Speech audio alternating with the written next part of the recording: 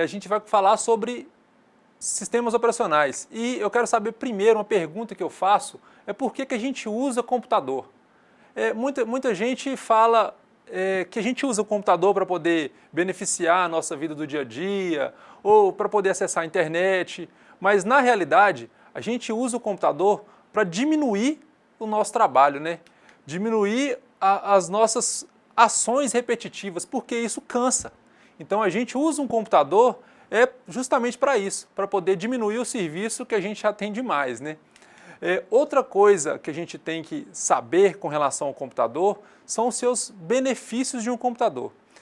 O benefício de um computador, primeira coisa, é a confiabilidade que ele nos traz, né? E, além da confiabilidade, a exatidão. Ou seja, a cada vez que eu preciso utilizar um recurso no computador, utilizar o computador, ele traz para mim, ele me dá uma confiança muito maior de tudo que eu executo. E ele faz isso de uma maneira muito mais exata do que se eu fizer em papel e caneta. Outro benefício que eu tenho é o aumento da minha produtividade. Todo mundo sabe que é muito maior o meu rendimento quando eu uso um computador do que eu uso verdadeiramente papel e caneta. Eu consigo produzir muito mais quando eu uso um computador, né? E outro benefício muito claro de um computador é o quanto ele me auxilia nas tomadas de decisão. Vou dar um exemplo muito simples, por exemplo, às vezes eu estou querendo comprar uma determinada coisa em uma loja e eu vou na loja, o preço é um preço X. Às vezes eu vou lá e uso o computador e acesso à internet e olho que é a metade do preço, por exemplo, ou que seja o dobro do preço. Então o computador ele vai me auxiliar a tomar uma decisão específica que eu tenho também. Outro detalhe são as desvantagens que eu também tenho na utilização de um computador. Então, do mesmo jeito que eu uso o computador, ele me traz benefícios, ele tem algumas desvantagens. Uma delas é eu estar limitado ao que está programado. Então, o computador só faz o que eu peço para ele fazer. Ele não consegue adivinhar nada. Ele é um objeto que só executa o que eu peço que ele execute. E uma outra característica, uma outra desvantagem que existe é a dependência que ele nos traz. Eu coloquei essa imagem aí que mostra claramente isso. Com o passar dos anos, a tecnologia vai só melhorando as suas características e a gente vai ficando cada vez mais acomodado, né? Então, essas duas são as maiores desvantagens no uso de um computador. Eu coloquei no próximo slide aqui uma comparação.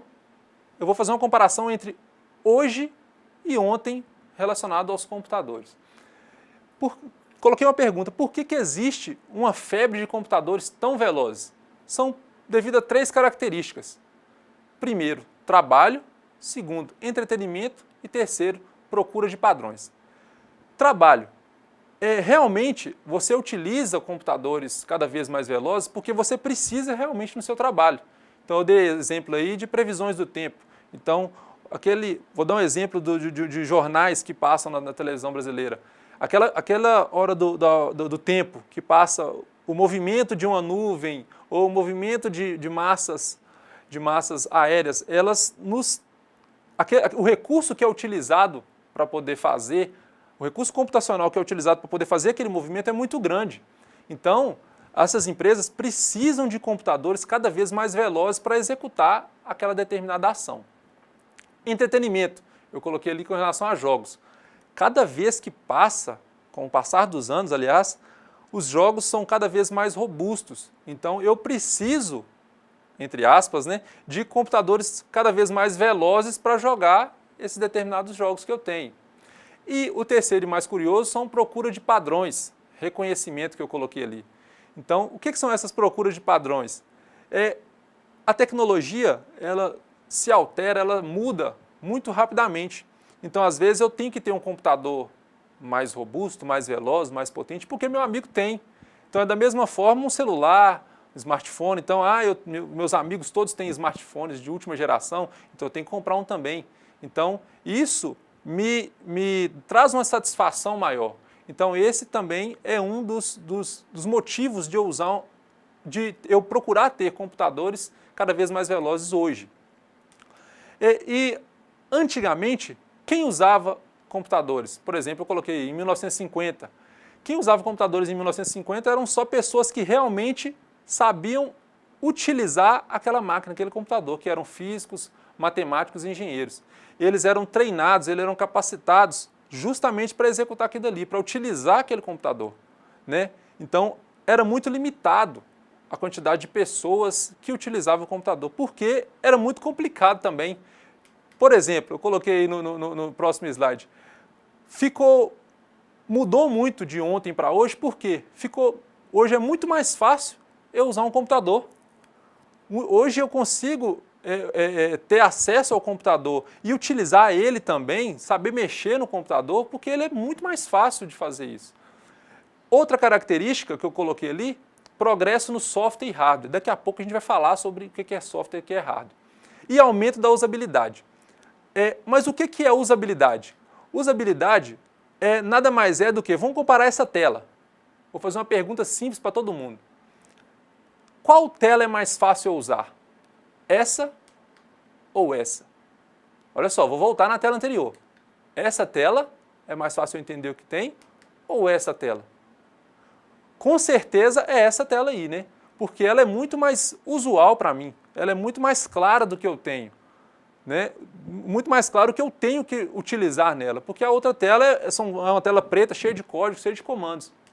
Então, isso é a usabilidade. Então, esse progresso nessa usabilidade, ou seja, esse progresso nas características de eu poder usar um computador, facilitou demais a utilização dos computadores e o boom dos computadores no mundo, né? Esse progresso, eu coloquei duas características muito novas que existem. Reconhecimento de voz e de biometria. Muita gente prefere utilizar, eu coloquei lá, a usabilidade é muito relativa, porque tem gente que prefere trabalhar com aquela tela preta lá anterior. Então, a usabilidade, ela depende muito da pessoa. Para mim, por exemplo, é muito mais fácil usar determinado sistema operacional ou determinada coisa do que para outra pessoa. Então, cada um tem o seu gosto, cada um escolhe o que prefere utilizar, né?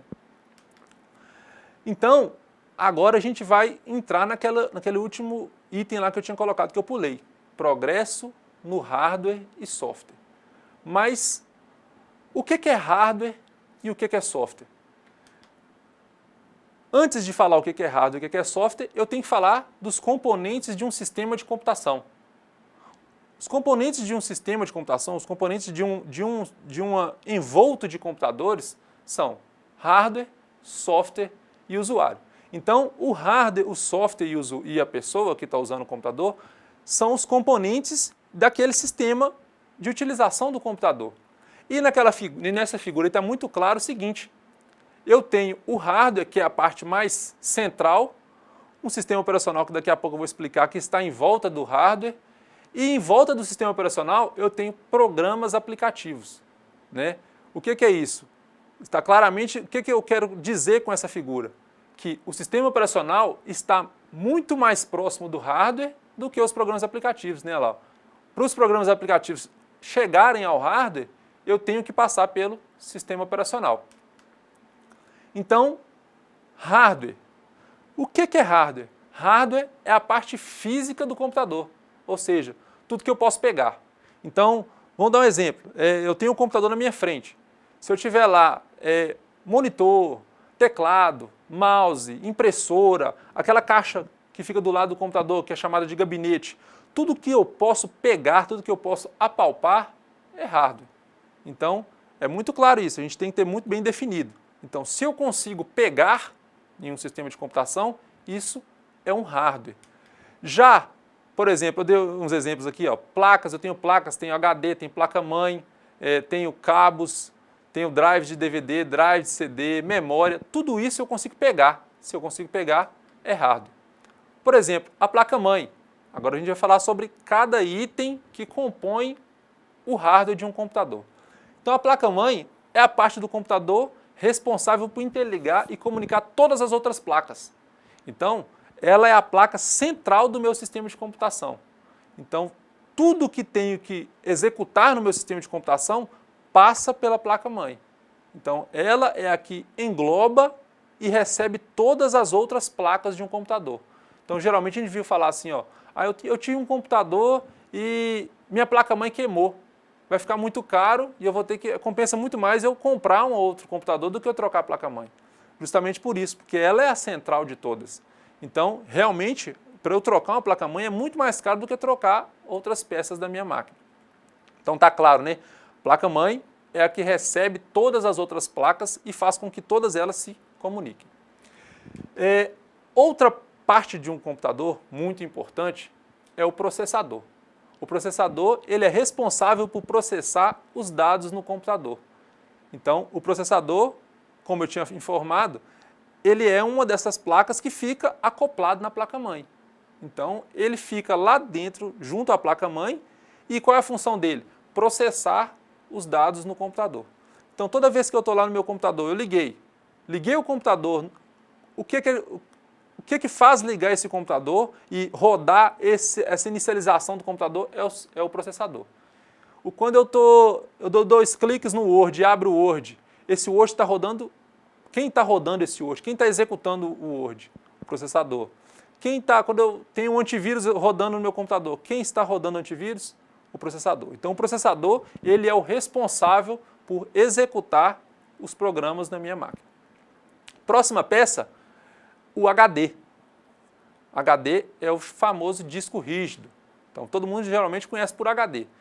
Então, é o local onde são arquivados, guardados os dados, não volátil. Então, o HD, ele também é uma outra parte do hardware da minha máquina que fica acoplado na placa-mãe também, como eu tinha falado. E a função dele é armazenar os dados no meu computador. Então, toda vez que eu vou lá e salvo uma música, salvo uma foto, salvo um vídeo, eu faço um download da internet, tudo isso que eu salvo é armazenado no meu HD. E essa característica que eu coloquei lá no slide, de ser não volátil, o que é isso? Não volátil é o que, na falta da energia, o dado não se apaga. Então, você pode saber isso, porque, por exemplo, vamos supor que você tem um computador na sua casa, você desliga, você tem lá um vídeo no seu computador, ou uma música, aí você está ouvindo sua música. Quando você desligar o computador e ligar de novo, a música vai estar lá. Então, o fato dela estar lá ainda no computador é porque ela está armazenada onde? Dentro do HD. Então, o HD, ele é um local para eu poder armazenar e guardar todos os meus arquivos, guardar músicas, fotos, tudo que eu tiver de guardar, ele guarda lá dentro. E essa característica de ser não volátil, justamente é por isso, porque eu desligo o computador, acabei a energia, né? Desliguei o computador, quando eu ligo de novo, ele continua lá dentro ainda. Então, sua característica é de ser não volátil. Próximo slide, eu tenho a memória RAM. A memória RAM é responsável por armazenar temporariamente os arquivos ou programas abertos. E a característica dela, lá está escrito, volátil. Então, a memória RAM, ela armazena temporariamente os arquivos abertos. Então, como assim? Eu tenho, por exemplo, a música lá no meu computador. Aí eu vou abrir a música, que eu estou querendo ouvir a música. Quando eu dou 2 cliques, quem executa essa música? O processador que eu acabei de falar. Né? Então, quem está rodando essa música é o processador. Essa música estava dentro de onde? Dentro do HD. Por quê? Ela está lá definitivamente. Ela não vai sair lá de dentro. Então, quando eu dou 2 cliques nela, ela está lá dentro do HD. Dou 2 cliques, o processador começa a executar ela. Só que, quando ele vai executar ela, essa música ela sai do HD e vai para a memória RAM. Então, ela é executada dentro da minha memória RAM. Então, essa memória RAM serve para quê? Para eu poder executar temporariamente um arquivo que eu quero abrir. Aí você faz a pergunta, Paulo, mas por que eu preciso dessa memória? Por que não executa dentro do HD? Que já está lá dentro, para que tirar ela lá do HD e colocar na memória? Porque o HD é muito lento. Então, eu tiro do HD para executar na memória RAM porque ela é muito mais rápida. Se eu executasse no HD, ia ficar travando, ia demorar para ler, ia travar, não ia conseguir renderizar tudo. Então, eu tiro ela do HD, ela vai para a memória RAM, o processador consegue executar ela muito mais rápido. E a característica de ser volátil é justamente o contrário da do HD. O HD eu falei que ele era não volátil, porque quando falta energia, ele continua lá dentro. A memória não. Quando eu falta energia, o arquivo sai de dentro da memória. Por exemplo, quando você está ouvindo música, está ouvindo sua música. Quando a energia acaba na sua cidade. Deu um pico de energia, caiu. Quando você liga o computador de novo, a música já está tocando? Não está tocando, porque ela saiu da memória RAM. Ela continua lá dentro do HD, você consegue ir lá e abrir ela de novo para ouvir de novo. Só que ela saiu de dentro da memória RAM, porque a memória RAM ela é volátil. Ela não consegue armazenar definitivamente lá dentro dela. Próxima peça. Aliás, antes de falar da próxima peça, eu coloquei um slide aqui para a gente poder comparar o custo, a velocidade e o tamanho das memórias. Então, eu tenho ali, ó, memória secundária, memória principal, cache e registrador. Memória secundária, elas é o HD, é o tipo de memória física que guarda definitivamente os dados, e eu coloquei ela fica por baixo, na parte de baixo da pirâmide, por quê? Porque ela é a maior de todas. Então, quando eu tenho um HD no meu computador, ele tem um espaço de armazenamento muito grande.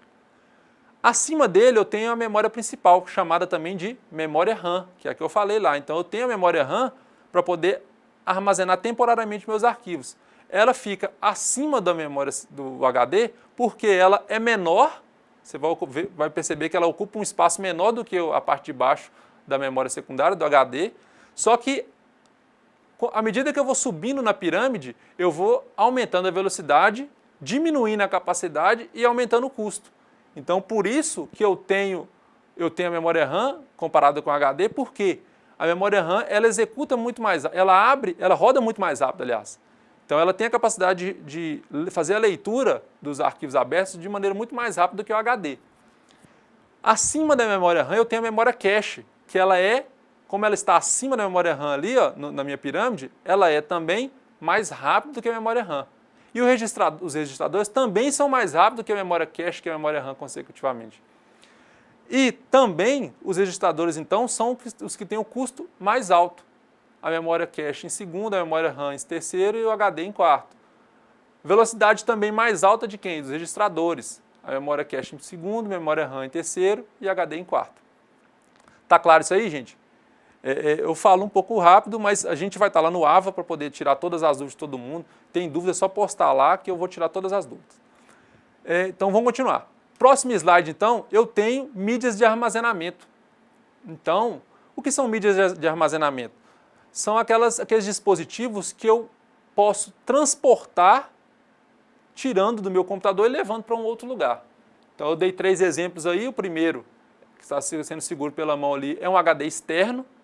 Ou seja, eu tenho aquele HD que fica dentro da minha máquina, né, igual eu falei, que eu tenho lá dentro, fica lá definitivamente meus arquivos. Só que se eu quiser tirar ele lá de dentro e colocar num HD externo da minha máquina, eu coloco no HD externo e consigo levar para outro computador.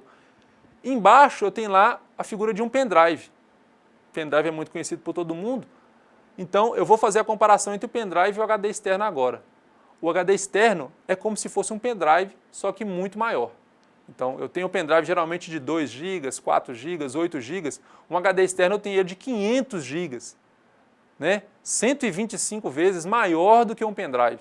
Então, se eu quiser ter muitos arquivos, se eu fico movimentando muitos arquivos de um computador para outro, se os arquivos são muito grandes, inclusive, talvez um pendrive não caiba. Então, eu vou ter que usar um HD externo.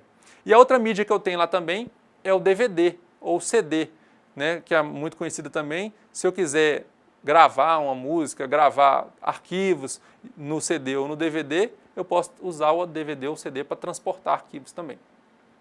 Próximo slide, eu tenho aqui placa de rede, que também é uma placa que é acoplada na minha placa-mãe, como eu tinha falado. Então, ela é acoplada na minha placa-mãe, só funciona se ela estiver acoplada nela.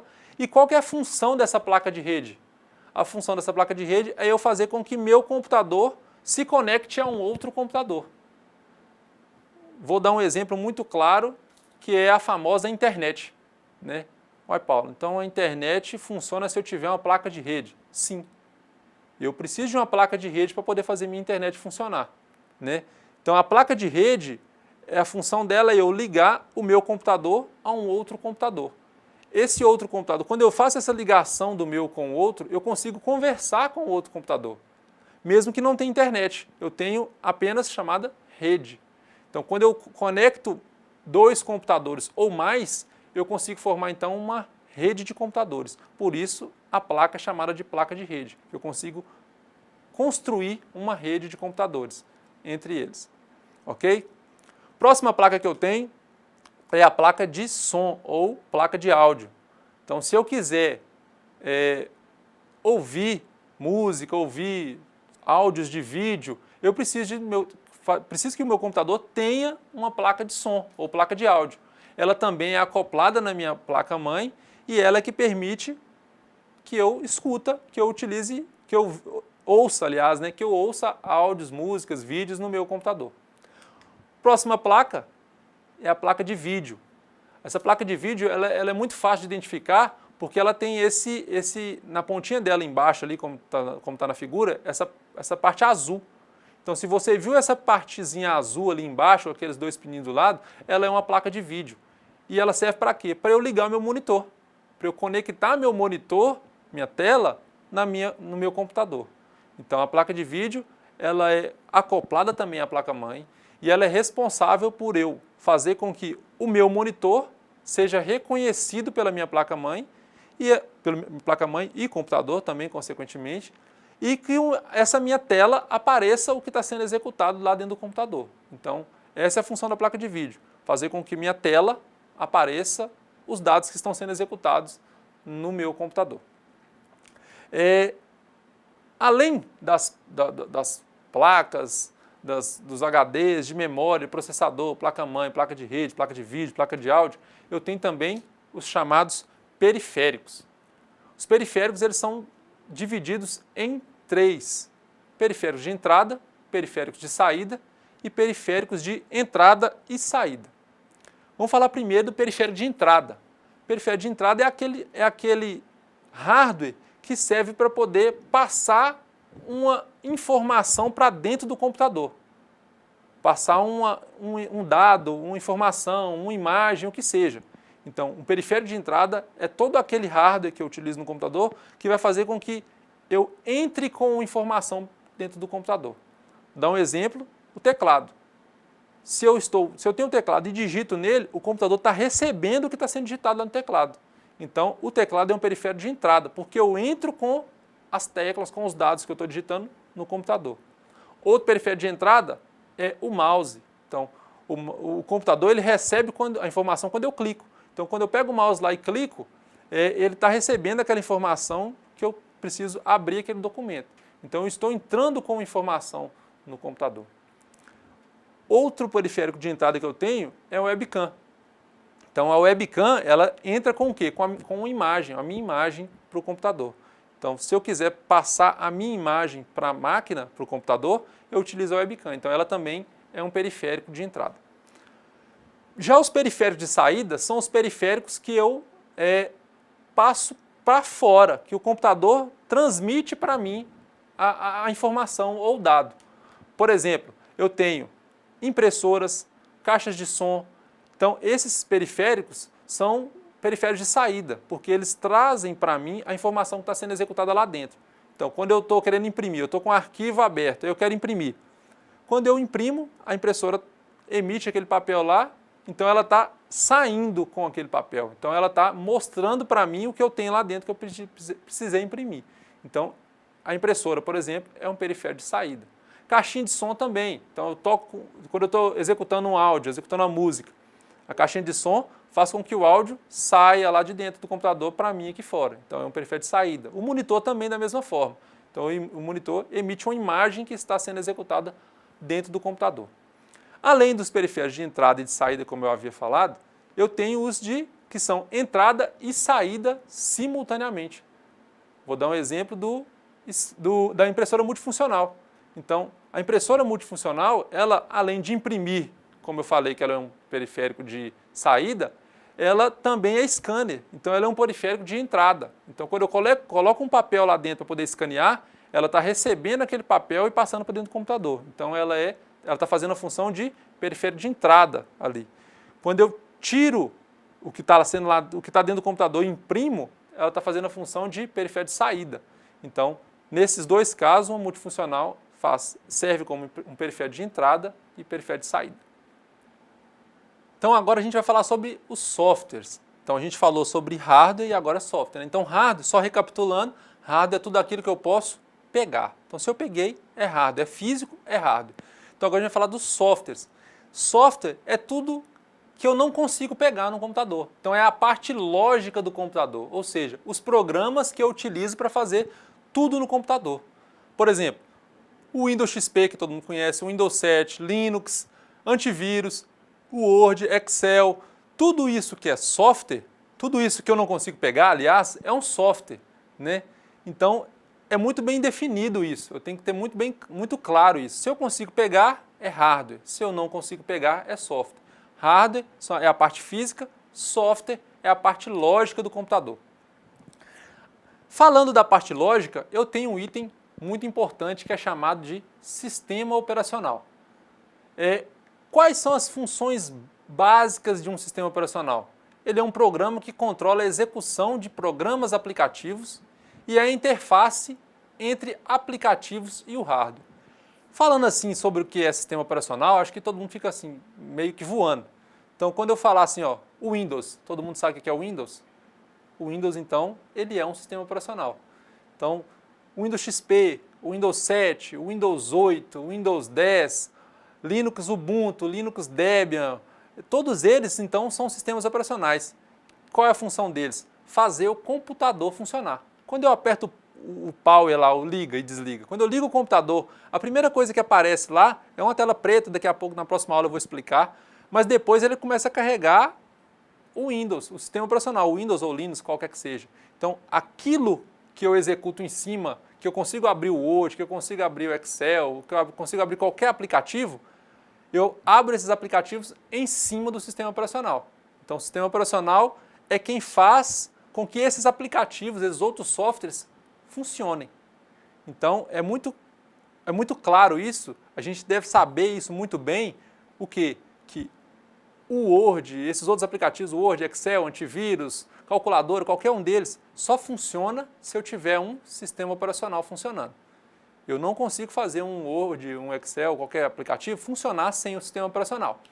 Então, a função do sistema operacional, como eu disse no slide, é justamente essa, fazer a interface entre aplicativos, que são esses Word, Excel, esses softwares, e a parte hardware, a parte física do computador, né? Então, ficou claro isso aí.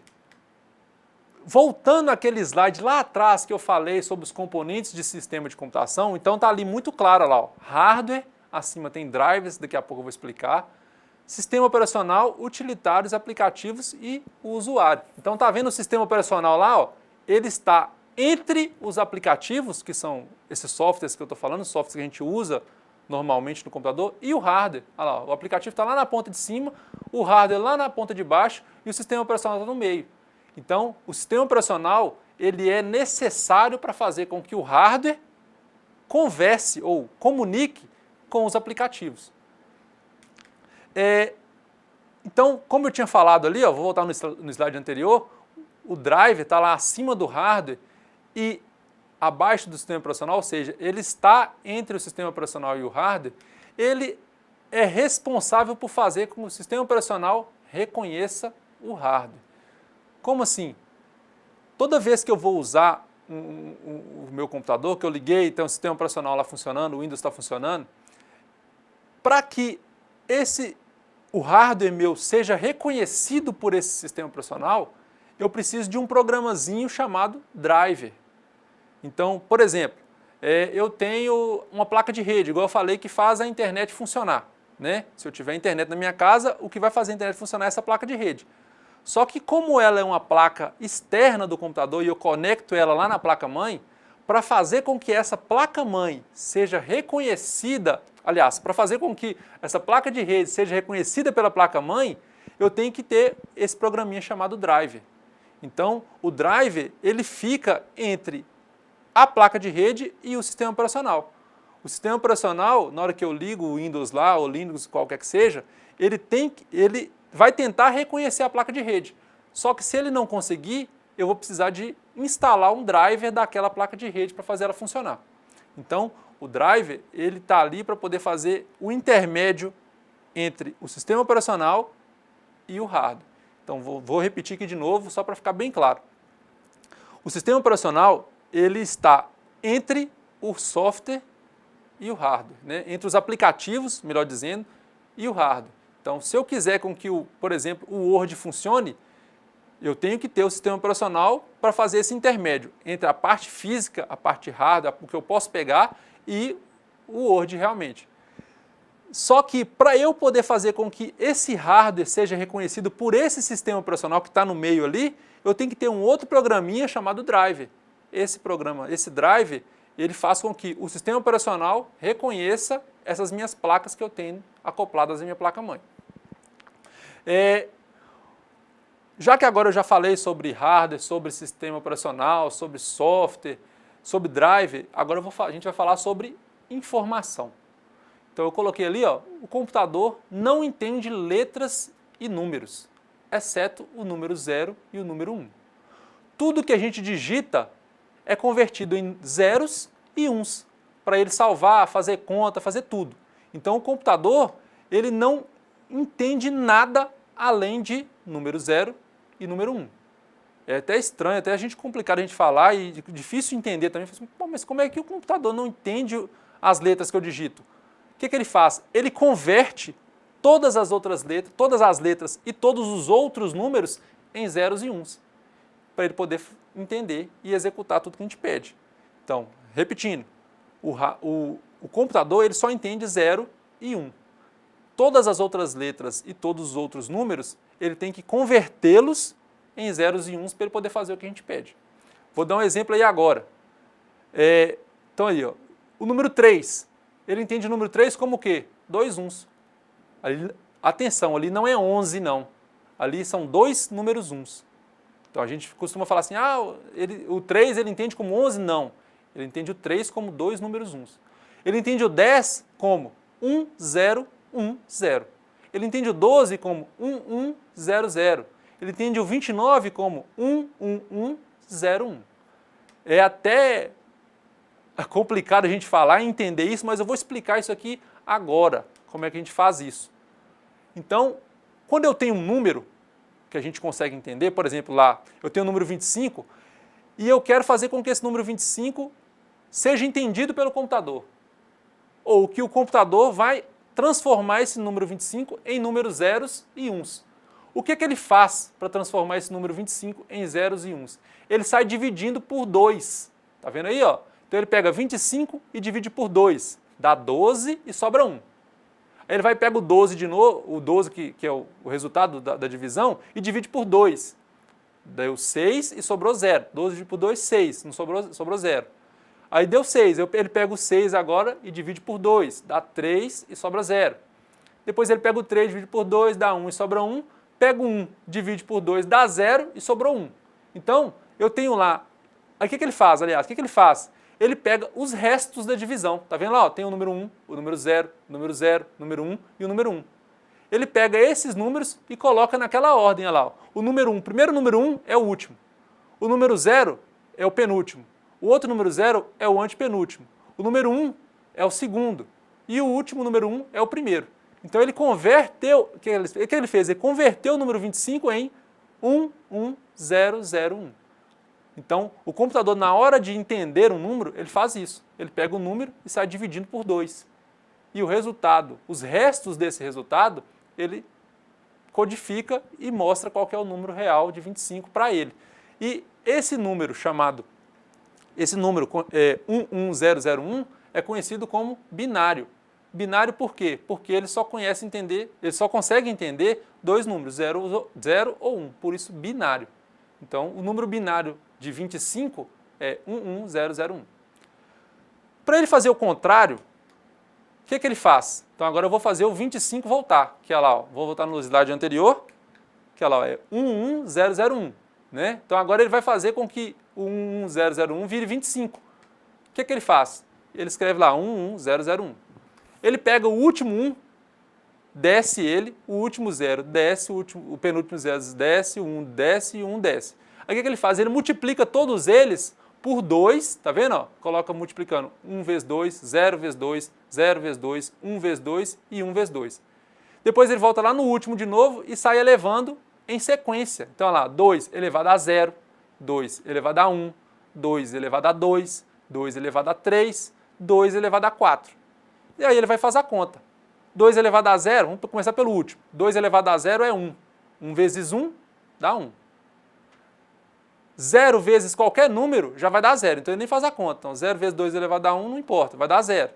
O do meio, 0 vezes 2 elevado a 2. 0 vezes qualquer número também dá 0. 2 elevado a 3. 2 elevado a 3 é o quê? 2 vezes 2 vezes 2. 2 vezes 2, 4 vezes 2, 8. 1 vezes 8, 8. Está o 8 lá embaixo. E o primeiro, 2 elevado a 4. Então é 2 vezes 2 vezes 2 vezes 2. 2 vezes 2, 4 vezes. Então 2 vezes 2 vezes 2 vezes 2 dá 16. 1 vezes 16 dá 16. Ele pega esse resultado e soma todos os números. 16 mais 8 mais 0 mais 0 mais 1 dá 25. Então, no primeiro caso, vocês vão ver lá, ó, o que ele fez? Ele vem dividindo por 2. Ele pega o número decimal e vem dividindo por 2 e usa os restos. Na hora de fazer o contrário, ele pega os números binários e sai multiplicando por 2 e elevando as sequências 0, 1, 2, 3 e 4. E soma o resultado, que dá 25. Ok? Então, assim, para todos os números e todas as letras, ele faz essa mesma coisa. Ele pega e divide por 2 na hora dele transformar letras e números em binário, e na hora dele voltar para binário, voltar para decimal, desculpa, ele volta elevando, multiplicado o número 2 elevado a determinada potência, que é a colocação dele. Tranquilo até aí? Então, essa informação que a gente tem, esse número 0 e número 1, cada vez que eu tenho um número 0 ou um número 1, eu tenho um dígito, obviamente, né? 0 ou 1. Isso na computação, na informática, é chamado de bit. Então, toda vez que eu tenho um bit, eu tenho um número 0 ou então um número 1. Então, um número só corresponde a um bit. Quando eu tenho um conjunto de 8 bits, ou seja, um conjunto de 8 zeros ou 1s ou misturado, eu tenho um byte. Então, um byte corresponde a um conjunto de 8 bits. E agora vai aumentando 1024 vezes. Então, quando eu tenho 1024 bytes, eu tenho 1 kbyte. Quando eu tenho 1024 kbytes, eu tenho 1 megabyte, mbyte. Quando eu tenho 1024 mbytes, eu tenho 1 gbyte. Gbyte é gigabyte. E quando eu tenho 1024 gbytes ou 1024 gigabytes, eu tenho 1 terabyte, ou seja, 1 tbyte. Mostrando aqui agora só para exemplificar para todo mundo, então quando eu vou lá na loja e estou querendo comprar um computador, vocês vão ver que são as coisas mais claras que a gente falou aqui hoje, sobre hardware, sobre software. Então eu vou lá comprar um notebook, por exemplo, o que eu falo? Eu estou querendo comprar um notebook com processador Intel Core i3, 2,10 GHz. Tá vendo? Então eu estou passando a especificação do meu processador. Eu quero uma memória RAM de 4 GB. Vocês lembram que a gente falou da memória RAM, que é o quê? A memória volátil, aquela que abre um arquivo quando ele está sendo executado.